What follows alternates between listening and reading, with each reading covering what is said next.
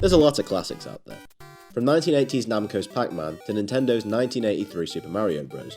These games laid the foundation not just for their own future success, but for the whole genre. Gaming has come a very long way in terms of what's possible, and as that time has passed, many older classics began to show their age more and more. What was once revolutionary has now been done a million times across all consoles. The success is often found by learning from the past, and right now that's particularly evident for a certain Blue Hedgehog, who recently gave us Sonic Frontiers, a new Sonic game that's been hitting the spot for many fans for the first time in 10 years for the 3D games. The game aside, a big theme of Sonic Frontiers' story is learning from the past and looking to grow, which I feel is probably the best way to sum up Sonic Frontiers as a whole. So I thought this was the perfect time to look back at the original Sonic the Hedgehog and see where that all began, with the 1991 classic that was the one true rival to Nintendo's Super Mario in the 90s. In the 90s, Nintendo reigned supreme with their mustache plumber Mario. Every game he starred in was a hit, and he instantly became their go-to mascot, which evidently never slowed down. Sega had never found the same level of success at this point. Their mascot at the time was one Alex Kidd. And well, yeah, I don't blame you if you've never heard of him. First released in 1986 with Alex Kidd in Miracle World, the game was a platforming puzzle type and was well received but never came remotely close to the numbers of Mario. I just don't think that Alex Kidd had that much appeal. The box art doesn't really give you much, and I can't imagine this catching many kids' eyes back in the day. At the time, Sega didn't give much thought into how mascot characters should be treated, essentially making them disposable. However, Mario was just too big to ignore, so opinions shifted and plans were put into place to create a character who would have longevity, as well as capturing the essence of the company. Many character designs would come and go. There was a bunny, a band, a human girlfriend called Madonna, even this design who would go on to becoming the iconic villain of the series, Dr. Eggman. Once the Hedgehog design was settled on, they made him blue to help represent the company. According to the original artist of Sonic, Natsuo Oshima, in an interview he did with Polygon, they wanted Sonic to adhere to a set of 3 key words: cool, challenger, and history. The first two would be the attempt to appeal to a Western audience with what was considered cool in the 90s, hence the red shoes. But apparently they wanted Sonic to have some kind of long history that other famous characters like Mickey Mouse were known to have. So, Oshima made up a story about a pilot in the 1940s who used to fly around so fast that his hair would stick up in spikes, earning him the nickname Hedgehog. The nose of his plane and his jacket would have a picture of a hedgehog on them. He was speed obsessed, and when he married a woman who loved writing children's stories, she wrote a story about a speedy hedgehog that became Sonic's inspiration. He used this to pitch Sonic to his superiors, which apparently worked, so yeah, how bizarre. So Sonic was born and the original Sonic the Hedgehog would be released to the world in 1991, to critical acclaim. It was the only game to rival Mario, and was able to put Sega on top, outselling the SNES in the US. I think it's fairly obvious this is one of the most beloved classic games of this era. Sonic the Hedgehog set new standards for platformers at the time, with its fast-paced gameplay, incredible 16-bit sprite work, a catchy soundtrack, and just general visual appeal. Both Sonic and Eggman's designs became instantly iconic, so much so that these original designs are still often used today in new games and TV shorts, such as Sonic Mania Adventures. However, Sonic 1 is also probably the classic Sonic game you hear the least people talking about, rarely anyone's favourite. While it's probably pretty obvious why, we aren't just here to talk about the game being old. No, we are here to look at getting the most out of Sonic the Hedgehog. Normally, I would talk about a game's story and whether it's worth your time to engage with all of its lore, additional documents, or any other potential media that may enhance the experience. However, this is a 1991 platformer, it doesn't have much of a story.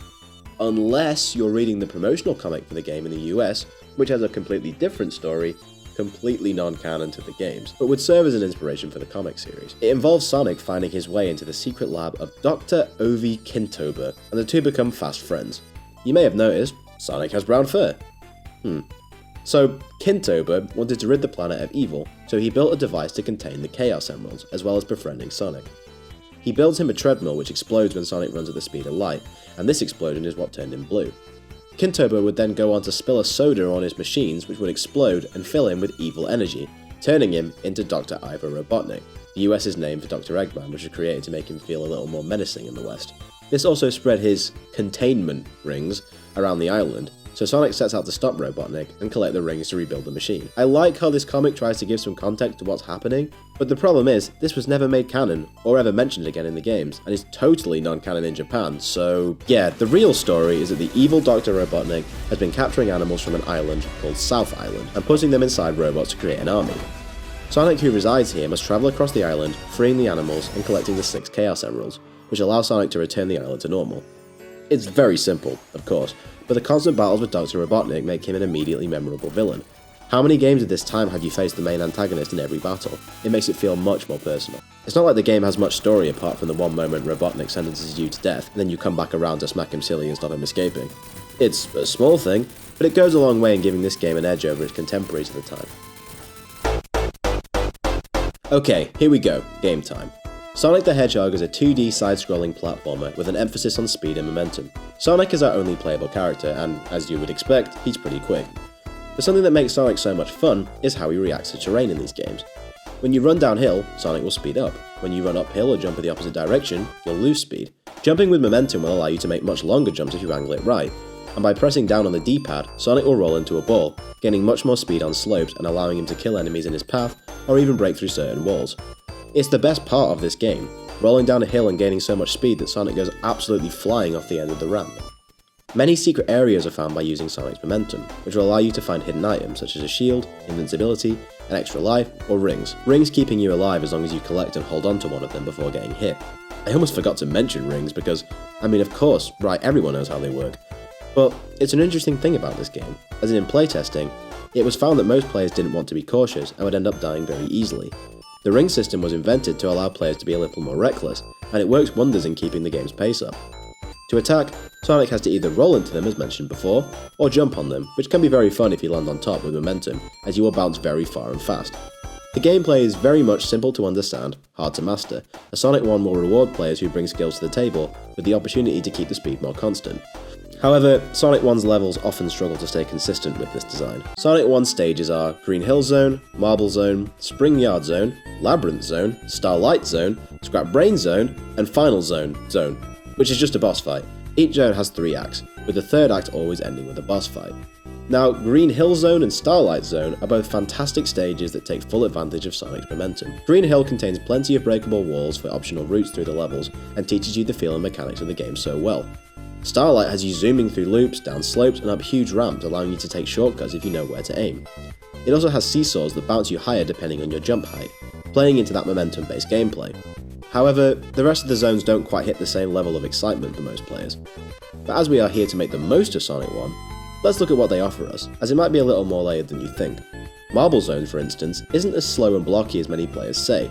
Yes, you have to push the odd block here and you have to ride this block across the lava, which isn't exactly what I would call high-speed antics, but these are 2 moments in a stage that rewards you for playing well. Take this part here. The scenario is that you must push this block into the lava and slowly ride it while jumping on the platforms above so you don't fall into the lava. Pretty mundane stuff, but if you get enough momentum in your jumps, not only can you easily just clear the gap without having to stop, but you may even find an easy way into a secret area with an extra life hidden inside. Sonic 1's levels are filled with this sort of thing, many secret passages that allow you to skip the more tedious parts of the levels and keep the speed up. It definitely asks more than your average classic game to achieve that super satisfying sense of flow, but as someone who has played this game a million times, I think it's the reason I still get so much enjoyment out of it. It made me work for this speed, but now I know, and I can make these levels my bitch. Spring Yard Zone is a level that simply would have been more fun if not for these slow and painful sections where you wait for the blocks to come up and down. As besides that, there's lots of momentum-based challenges and springs to bounce you up and down and all around. Scrap Brain Zone is a very challenging final stage with lots of buzzsaws and bottomless pits. While many may think this level doesn't bring its own sense of speed to the table, I would argue that's not true. First off, we have these spinning drums which are so much fun to send Sonic flying off, although if you're struggling with these, remember to run around them, not roll, so that you can aim your jump in midair. But remember what I said earlier about rings being designed so you can be more reckless? That's at its most apparent here, as my best advice for this level's many obstacles is to just brute force it. I know, it's not at all elegant, but it gets more results than being cautious ever did, and who wants to be boring like that anyway? Then we have the infamous Labyrinth Zone, the water level in which Sonic cannot swim, so will simply sink to the bottom and move much slower and heavier than normal. Now, in the way of getting the most out of it, the idea here is that while underwater, Sonic can only hold his breath for a short amount of time. When that time runs out, you will get a menacing 5-second countdown where you must either reach the surface or collect an air bubble underwater. I think what they were going for is that you are essentially going as fast as you can in these areas to try and reach the next safe spot. But that fast just isn't very fast at all. The final act of this zone does this the best, as Sonic must chase after Dr. Robotnik while climbing through a hazard-filled shaft, while the water rises below him. If you are too slow or get knocked down enough times, you will drown, as there are no bubbles for Sonic to find. However, if you are fast, the game rewards you by never having you even touch the water. This is hard to do, but immensely satisfying to pull off. Still, not a fun zone. I didn't mention earlier how Scrap Brain Zone 3 is essentially just Labyrinth Zone 4. However, I actually really like this stage, as if you are fast, you can find a very quick and easy route to the goal. A good reward for being alert. The bosses aren't too exciting, but they mostly just ask you to keep on your toes and attack whenever you can, this being another example of being able to brute force it and take down Eggman as fast as possible. All these little design choices that you don't even think about are what make this game such a classic. The final boss, however, doesn't give you any rings, but requires you to be fast on your feet, as Eggman can appear in any of these pillars, and to hit him and avoid energy balls, you have to be able to react at a moment's notice. So from the gameplay to the levels, Sonic the Hedgehog's core gameplay loop encourages exploration to find those most ideal routes, giving the game tons of replayability. It's challenging for first timers for sure, and while I highlighted the positives of some of the lesser liked stages, they will still most likely be a pain on a first run. I still recommend experiencing the core game. Sonic the Hedgehog does have some extra collectibles that aren't required to complete the main quest, this being collecting the 6 Chaos Emeralds. Now, every stage is filled with rings, and as well as giving you an extra life for collecting 100 rings, as well as simply keeping you alive, the rings have a third purpose.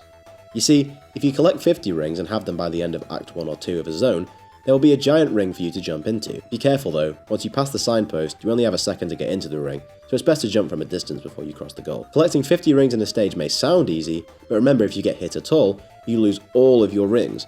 Now some stages, it may be easy not to get hit, but again, on a first run, this might be your biggest challenge as it requires you to play the stage almost perfectly, and know what obstacles are ahead. This is a time where I don't think the gameplay loop fits this. As we have mentioned twice, the rings allow you to be reckless, and here we have a system that requires you to hold on to them, essentially forcing new players to take it very slowly, killing the flow the game's supposed to have. Now, in time, if you keep playing, you might be able to just keep all your rings and go fast too, but while eventually rewarding, that doesn't make it good. Once you enter a giant ring, you enter the special stage.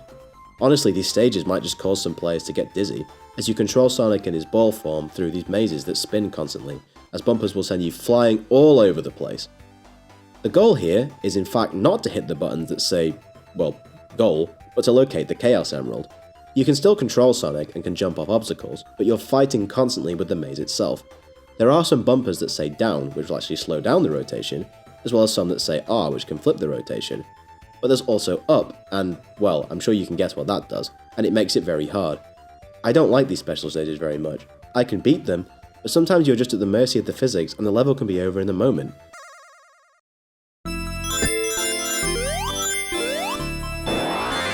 Like, what was I supposed to do there? Come on. If you fail, you are kicked out and have to go back to that special stage later.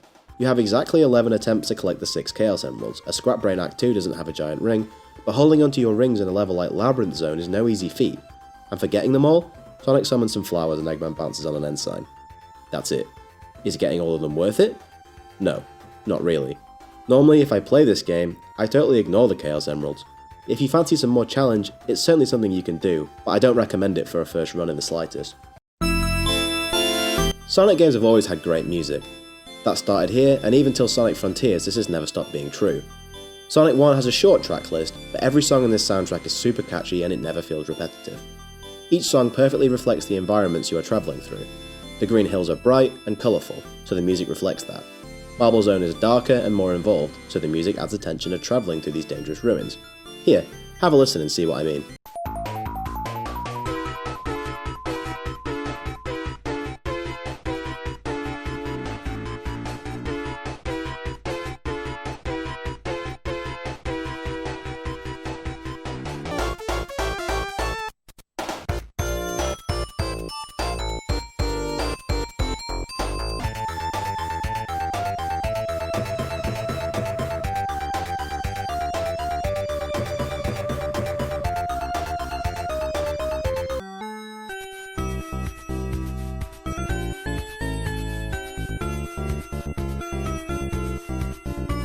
Great stuff. The game also has great sprite work when it was released. You didn't see detail or colour like this before, and with Sonic's sprite work hitting that 90s cool, this was likely a huge reason so many people resonated with the character in the game. This is all stuff you don't have a choice to engage with, true, but I think it's worth appreciating the work that was put into the background, as well as respecting the legacy the music from this game has, especially Green Hill Zone. Okay, so here we talk about the other stuff you can do when the main game is over, and with this game, there isn't a load to talk about in the original. There's no hard mode or anything like that, but we can mess about with the game. By pressing up, down, left and right on the title screen, you can unlock the level select and sound test, to listen to the game's music to, or to enter some secret codes. You can enter a certain code by playing songs in an order to unlock debug mode, which allows you to place whatever items, enemies, stage obstacles, or whatever you want. It's fun for like 10 minutes, just one of those things you can do. Don't like Labyrinth Zone?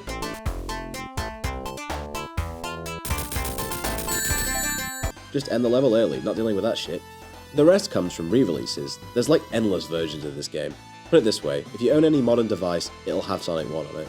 It's been in endless collections for many systems and is available for download on most online services. Like I said, a beloved classic. But which version should you play? Well, the original Sonic 1 has some bugs that make it not the ideal experience. For example, the infamous spike glitch that will kill you instantly if you take damage and fall into spikes, something that will be often out of player control. Pretty much all re-releases fixed this, as well as allowing Sonic to use the spin dash and recently the drop dash from Sonic Mania. Anyway, for our major piece of extra content from this game, we have the Christian Whitehead re-release from 2013, that added the ability to play as Tails Miles Prower and Knuckles the Echidna, use items from Sonic 2 and 3, collect a 7th Chaos Emerald, and use Super Sonic, as well as general bug fixes and widescreen support. This is an awesome re-release, as it goes above and beyond to make this the best version of the game possible. Tails and Knuckles being playable in Sonic 1 is, of course, a great incentive to play the game again. Tails breaks this game in half though, as you can mostly fly over everything. This version even included a couple of hidden pathways for Tails and Knuckles that Sonic himself cannot reach, making some parts of Marble Zone, for example, feel like a level from the sequels. Sonic himself can use the elemental shields from Sonic 3, which give him unique abilities to play through stages with. It's a cool way to play the game, and might just be that fresh take you're looking for. This version was included in Sonic Origins, and while it's true the pixels aren't as super clear as some of the versions from the past, it's my preferred way to play the game, and the version most of my footage has come from. Origins contains beginning and ending cutscenes for Sonic 1, and these are great quality, adding just the extra bit of context to these classics. In my footage, you may have noticed that at the bottom right it says coins, not lives. Well, this is because Sonic Origins Anniversary Mode removes lives and continues, replacing them with coins that in-game allow you to retry special stages as many times as you want for the cost of 1 coin. While some may argue this makes the game easier, I honestly couldn't care less, as I believe this is a much less frustrating way of playing the game that is far more accessible to newcomers. You still have to get to the special stage, and as I said earlier, that's just as much as the challenge. Sonic Origins also has a mission mode for its games, and Sonic 1 now has a bunch of missions tied to it that present unique challenges. It's not the best stuff, the X blocks making it look like it was made in a fan Sonic level creator, but it's some extra content to be distracted with. The 3DS version exists, giving the game stereoscopic 3D graphics. That's about it for that one. It's pretty cool, but yeah. There's the Sega Ages version on the Switch that has some challenge modes, such as beating the game in one life and getting the highest score, or a time trial mode. Small things, but maybe enough for a purchase if you feel like competing in speedrunning or something. The most infamous by far is Sonic Genesis, the Game Boy Advance version of the game that is, wow, it's really bad. Firstly, somehow it runs like utter shit, which has never been a problem on any system. The screen resolution is atrocious, barely giving you any view of upcoming obstacles, and they totally ruin the physics. Rolling in a ball just doesn't gain speed properly, to the point that the credits team couldn't even properly mimic the ending footage from the original Sonic 1. Labyrinth Zone is pretty much unplayable with all the slowdown, which makes the game's worst zone even more unbearable. I didn't think that was possible. It's pretty laughable about how awful this re-release is, the only notable features being Sonic being able to spin dash, as well as being able to save progress. They butchered the sound effects and music too. Take a listen.